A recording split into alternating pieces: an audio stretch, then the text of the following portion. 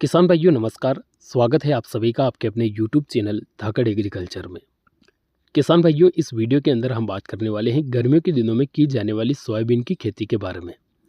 गर्मियों के दिनों में सोयाबीन की खेती कैसे करनी चाहिए, कौन कौन सी बातों का ध्यान रखना चाहिए, बुआई कैसे करना है, कितना बीज हमें डालना है, खेत की तैयारी कैसे करना है, बुआई के समय पर कौन कौन से खाद डालना है और सिंचाई प्रबंधन कैसे करना पड़ेगा, सारी बातें इस वीडियो के अंदर हम क्लियर करने वाले हैं। तो आपसे एक छोटा सा निवेदन रहेगा कि अगर आपने अभी तक इस चैनल को सब्सक्राइब नहीं किया है तो नीचे स्क्रीन पर एक सब्सक्राइब का बटन दिख रहा होगा, उसे दबाकर सबसे पहले इस चैनल को सब्सक्राइब कर लीजिए, क्योंकि इसी प्रकार की नई नई जानकारियाँ आपके लिए हम यहाँ पर लाते रहेंगे।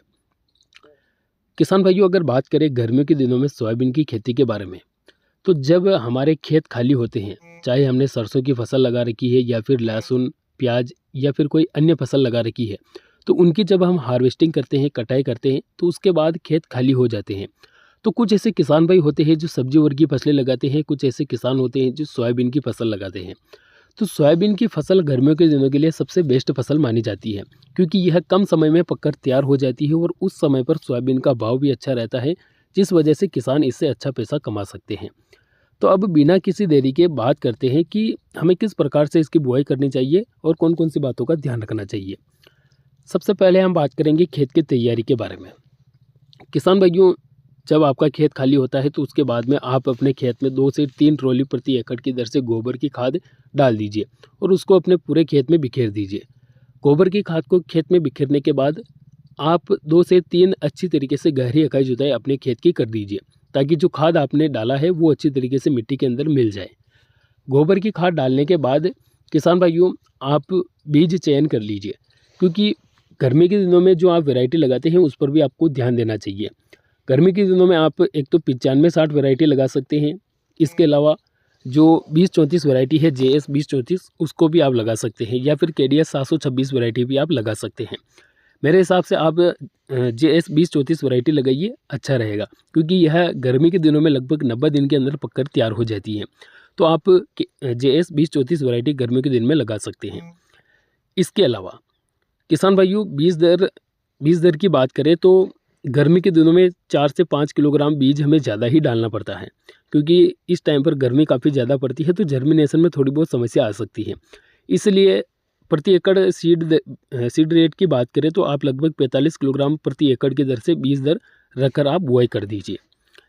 इसके अलावा किसान भाइयों, अगर बात करें बुआई की विधि की, तो आपको सीड मशीन के माध्यम से ही इसकी बुआई करना है। हालांकि सभी किसान भाई इसी तरीके से बुआई करते हैं, तो आप भी सीड ड्रिल मशीन के माध्यम से ही गर्मी के दिन में सोयाबीन की बुआई करें, किसी अन्य तरीके से बुआई ना करें। अब बहुत सारे किसान भाई ये सोचते हैं कि गर्मी के दिनों में हमें क्यारियाँ बनानी चाहिए या फिर नहीं, क्योंकि बरसात के दिनों में तो आप बिना क्यारी के ही बुआई करते हैं, लेकिन गर्मी के दिनों में हमें क्यारियाँ बनाना ज़रूरी होता है, इसलिए कि जब हम सिंचाई करेंगे तो सिंचाई करने में हमें आसानी हो सके। तो इसलिए आप जब सीड ड्रिल मशीन के माध्यम से बुआई करेंगे तो उस समय पर सीड ड्रिल मशीन के माध्यम से जो है आपके खेत में क्यारियाँ भी बननी चाहिए। इस प्रकार का सिस्टम आप सीड ड्रिल मशीन के अंदर करवा दीजिए और फिर बुआई करवाइए, ताकि क्यारियाँ बन सके और आगे सिंचाई में कोई समस्या का सामना ना करना पड़े। तो क्यारियाँ बनाकर आप बुआई करें। इसके अलावा किसान भाइयों, बुआई करने से पहले भी आपको अपने खेत में बुआई करते समय खाद डालने की आवश्यकता होती है। तो अब खाद की बात करें तो कौन कौन से खाद डालना चाहिए। देखिए किसान भाइयों, अगर आप गर्मियों के दिनों में बुआई कर रहे हैं तो आपको लगभग 50 किलोग्राम तो NPK 12-32-16 खाद बुआई के समय पर डालना पड़ेगा। NPK 12-32-16, जिसके अंदर 12% नाइट्रोजन, 32% फास्फोरस और 16% पोटास की मात्रा पाई जाती है।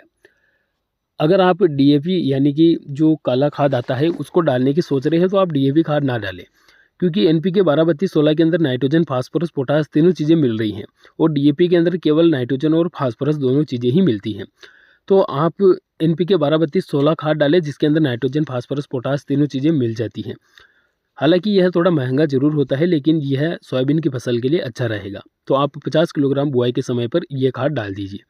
इसके साथ में आप सिंगल सुपर फास्फेट भी जरूर डालें। सिंगल सुपर फास्फेट खास तौर पर तिलहनी फसलें जैसे कि मूंगफली हो गई या फिर सोयाबीन, इसके अलावा तिल, ये जो जो तिलहनी फसलें हैं इनके लिए काफ़ी अच्छा खाद माना जाता है। तो आप लगभग 2 क्विंटल यानी कि 4 कट्टे आप सिंगल सुपर फास्फेट के अपने खेत में बिखेर दीजिए। इसके अलावा आप अगर डालना चाहते हैं तो 5 से 10 किलोग्राम 80% WDG सल्फर भी डाल सकते हैं। बाकी ज़्यादा खाद डालने की आपको आवश्यकता नहीं है। किसान भाइयों, ये सभी खाद आप बुआई करने से पहले भी डाल सकते हैं या फिर बुआई होने के बाद डालकर पिलाई कर सकते हैं। आप किसान भाइयों बुआई करने से पहले डालें, ताकि जो सीडड्रिल मशीन के माध्यम से आप बुआई करेंगे तो उस सीडड्रिल के माध्यम से ये खाद भी ज़मीन के अंदर मिल जाएंगे। तो बुआई करने से पहले डालकर फिर आप बुआई कर दीजिए। ये सभी चीज़ें ध्यान में रखकर आप सोयाबीन की बुआई कर दीजिए। और किसान भाइयों, जब सोयाबीन की फसल अंकुरित होती है तो उसके तुरंत बाद आपको जो है सिंचाई करने की आवश्यकता होगी। यानी कि जब फसल 15-18 दिन की हो जाएगी तो उस समय पर सिंचाई करने की आवश्यकता होगी। और गर्मी के दिनों में हम सभी जानते हैं कि तापमान काफ़ी ज़्यादा रहता है। जब हम सिंचाई करते हैं तो उसके 6-7 दिन बाद ही फिर से हमारे खेतों में दरारें पड़ना शुरू हो जाती है, यानी कि ज़मीन को पानी की ज़रूरत पड़ना शुरू हो जाती है। तो गर्मी के दिनों में थोड़ी सिंचाई ज़्यादा करनी पड़ेगी। तो आप जो है सिंचाई का मुख्य रूप से ध्यान रखिए। इसके अलावा अगर रोगों की बात करें तो इसमें आप समय समय पर अगर कीटनाशक और मच्छर वगैरह की दवाओं का स्प्रे करते रहेंगे तो आपकी फसल में कोई रोग नहीं आएगा। क्योंकि सोयाबीन की फसल में जो सफ़ेद मच्छर होते हैं उनका अटैक काफ़ी ज़्यादा होता है और उन्हीं की वजह से पीला मोज़ेक वायरस का अटैक होता है। और गर्मी के दिनों में ख़ास तौर पर पीला मोज़ेक वायरस पर काफ़ी ज़्यादा ध्यान देना पड़ता है, क्योंकि गर्मी के दिन में जो सोयाबीन लगाई जाती है उसके अंदर पीला मोज़ेक वायरस ज़्यादा आता है। तो आप समय समय पर सफ़ेद मच्छरों के लिए स्प्रे करते रहेंगे तो पीला मोज़ेक वायरस भी नहीं आएगा।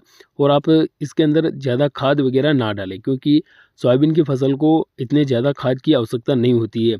आप अपनी फसल में 25-30 दिन पर जो है एक बार बायोवीटा ह्यूमिक एसिड जैसे डोज दे सकते हैं, बाकी ज़्यादा खाद डालने की आवश्यकता नहीं है। तो इस प्रकार से जो है आप गर्मी के दिनों में सोयाबीन की खेती करके अच्छा बेनिफिट प्राप्त कर सकते हैं। इस वीडियो में हमने सोयाबीन की खेती के बारे में बात की है। उम्मीद रहेगी आपको वीडियो अच्छा लगा होगा। वीडियो अगर अच्छा लगा तो वीडियो को लाइक करें और हमारे चैनल को सब्सक्राइब जरूर करें। धन्यवाद।